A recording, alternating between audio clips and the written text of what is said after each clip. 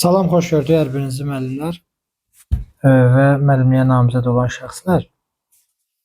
Deməli, bu günlərim müəllimlərin işə qəbul imtahanı 2026-cı il üçün çərçivə sənədi təqdim olundu və bir sıra dəyişikliklər var. Bunlar ətrafında istədim danışım və məlumatlar verim sizə ki, bu narahatçılığa səbəb varmı, yoxsa yoxmu?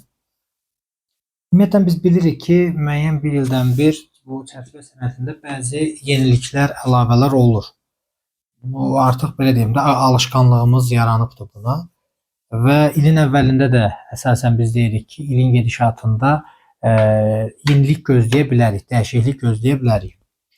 Təhsil institutu da yenə də bu dəyişiklikdən birini elədi və nələr dəyişdi və nələr eyni qaldı, bir-bir bu mövzuları analiz eləyək.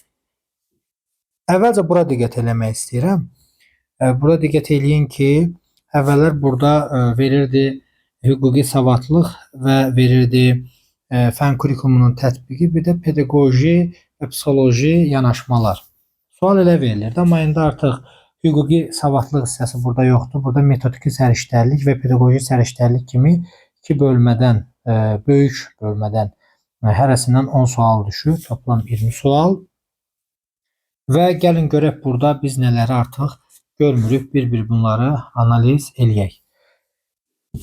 Demək ki, birinci metodiki səriştəlikdir. Təlim prosesində inteqrasiyanı təmin edən fəaliyyətlər, həyatla əlaqəli tapşırıqlar, fəndaxili, fənlərarası, fənüstü inteqrasiya. Bu mövzu zaten var idi. Bunu hansının qarşısı əvvəlcədən zaten var idisə, onlara plus qoyacağım, olmayanlara minus qoyacağım. Bu var idi, inteqrasiya. Gördüyümüz kimi təhsil qanunu yoxdur. Dövlət standartları, bərabər imkan, dəstəkləyici mühit, məsəl üçün pedaqoji tələblər artıq burada yoxdur. Sonra biz burada müəllimin etik davranış qaydalarını da artıq görmürük. Biz burada alt standart, əsas standart, bu kimi şeyləri də artıq görmürük. Sadəcə olaraq biz burada inteqrasiya haqqında məlumatlılığımız var. 21-ci əsrin bacarıqları bu var, əvvəl də var idi. Təfəkkürün növləri məntiqi, tənqidi, yaradıcı bunlar var idi. İndi abstrakt təfəkkür, analitik təfəkkür, praktik və produktiv yanaşmalar, yəni təfəkkürün növləri kimi bizə təqdim olunur və sonuncu MİQ imtahanında da testlərdən birində analitik təfəkkür məsələsinə yer verilmişdi. Bu təhsil institutunun təqdim elədiyi sertifikasiya sınağı imtahanında da verilən bir məqam idi. Metakognitiv bacarıqların formalaşdırılması bu mövzu zaten var idi.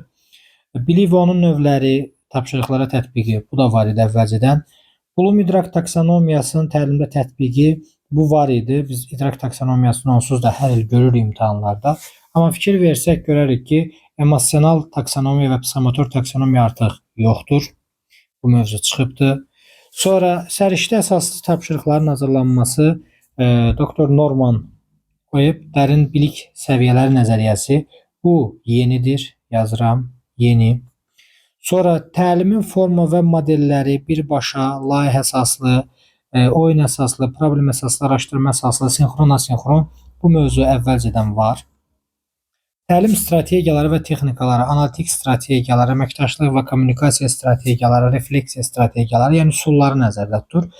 BİBÖ var, klaster var idi, anlayışın çıxarılması var idi, beyin əmləsi var, zigzag var, 3-2-1 var idi, karusel var idi, sinektika var idi, debat var idi, insert var idi, simulyasiya var idi, rollu oyun var idi, Fryer model var idi, Venn diaqramı var idi, aksiyon var idi, qərarlar ağacı var idi, kartopası var idi, Syncvein var idi, proqnozlaşdırma var idi, müzakirə üsullarından müzakirə xəritəsi, akvarium, Sokrat dialoqu var idi, əşyaların qeyri-adi istifadəsi var idi, cisim və hadisəyə müxtəlif nöqteyi nəzərdən baxış var idi, insident üzərində iş var idi, nə olardı əgər üsulu var idi, mən kiməm üsulu var idi, 4M1KH üsulu var idi, qızıl dairə var idi.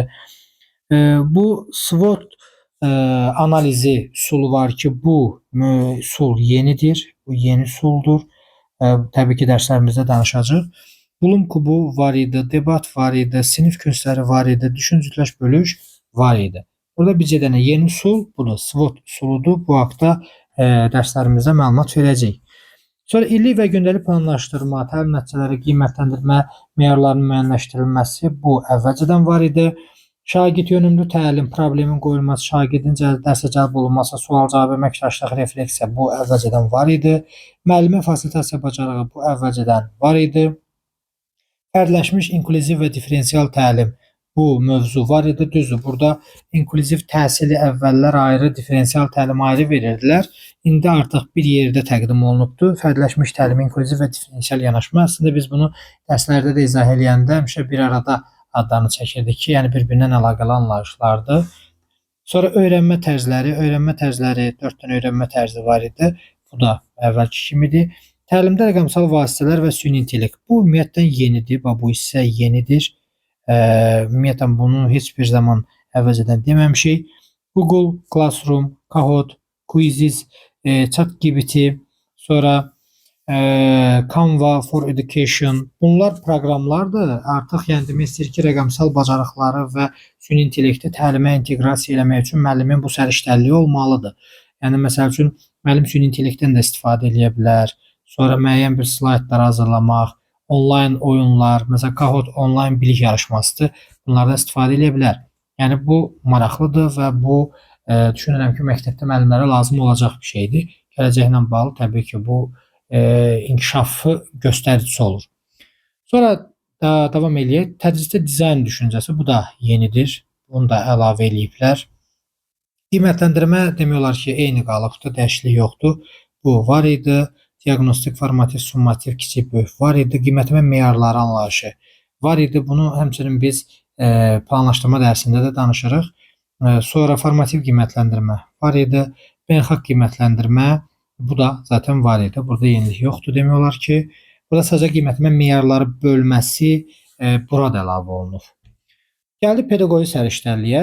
Təhsildə pedaqoji yanaşmalar, əməkdaşlığa əsaslanan konstruktiv, refleksiv və adaptiv bu yenidir. Yəni bunu yeni başlıq olaraq hesab edirik. Şəxsiyyətin formalaşması və inkişafına məktəbin, müəllimin rolu. Əslində bu haqqda danışılırdı.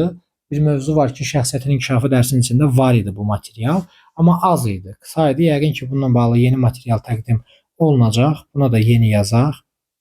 Sonra Gardner var idi, Piaget var idi, Vygotsky, scaffolding var idi.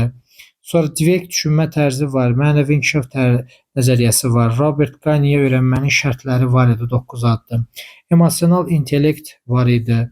Carl Jung'un psixoloji tiplər ekstrovert və introvert intellekt tipləri var idi. Bandura sosial öyrənmə nəzəriyyəsi var idi. Sonra Brunner kognitiv öyrənmə nəzəriyyəsi, tədqiqat əsaslı öyrənmə bu yenidir. Rogers şəxsiyyət yönümlü yanaşma bu da yenidir. Sinifdə təhlükəsiz psixososial mühitin formalaşdırılması, sosial-emosional öyrənmə bu var idi. Sonra amma bu Kassel model var burada. Bu adı çox çəkilmirdi, amma var idi. Yəni əvvəlcədən də mövcud olan proqramda. Təlim prosesinin səmərəli öyrənmə mühitinin qurulması və tələblər üstünlükləri var idi. Pozitiv intisam və bərpedici yanaşma bu yeni hesab olunur. Çünki mövzunun adı olaraq deyirəm. Sinifin idarə olunması, buzquranlar bu əvvəlcədən var idi. Müəllim, şagird və müəllim-valideyn münasibətləri var idi. Sinifin idarə olunması var idi. Qısnama və bullying və ya bullyingin qarşısının alınması var idi. Toplam olaraq burada yeni olan məsələləri mən sizə vurğuladım. Nələr yenidir? Bu işarələyirəm. 1, 2, 3, sonra 4, 5, sonra 6, 7, sonra soldan nəzərə alsaq 8, 9. Toplam olaraq 9 dənə yeniliyi görürük biz çərçivə sənədində. Qalan hər şey də öz yolunda, öz qaydasındadır. Belə, bir də əlavə olaraq burada bir qeydi demək istəyirəm ki, bəzən məndən sual olaraq soruşulur. Deyilir ki, müəllim, metodika və pedagogika, yəni kurikulum sualları Azərbaycan dili dövlət dili və xarici dildə, məsələn rus dilində, eyni zamanda Azərbaycan dili rus dili, dövlət dili olanlarda, yəni rus sektorunun Azərbaycan dili dərs keçən müəllimlər və eyni zamanda xarici kimi rus dili tədris edən müəllimlərə imtahanda suallar necə düşəcək? Yəni kurikulum sualları necə düşəcək? Kurikulum sualları Azərbaycan dilində düşəcək. Məsəl üçün sən rus dili üzrə hazırlaşırsansa, sənə imtahan sualları rus dilində kurikulum sualı düşməyəcək, Azərbaycan dilində düşəcək. Eyni zamanda rus bölməsində Azərbaycan dili dərsi keçirsənsə, yenə də sənə kurikulum sualları yenə də eyni qaydada, yəni Azərbaycan dilində düşmüş olacaq. Belə, bu haqda bu qədər. Ümid edirəm ki, hər kəsə aydın oldu. İndi təbii ki, yeniliklərdən də məlumatlı olmaqdan ötürü kanalı izləyin. Mən çalışacağam ki, bu yenilikləri araşdırıb və bununla bağlı materiallar əsasında izahlar verib ən azından bir fikrimizi formalaşdıraq. Görək bu yeni mövzularda əslində bizə nəyi çatdırmağa çalışırlar. Belə.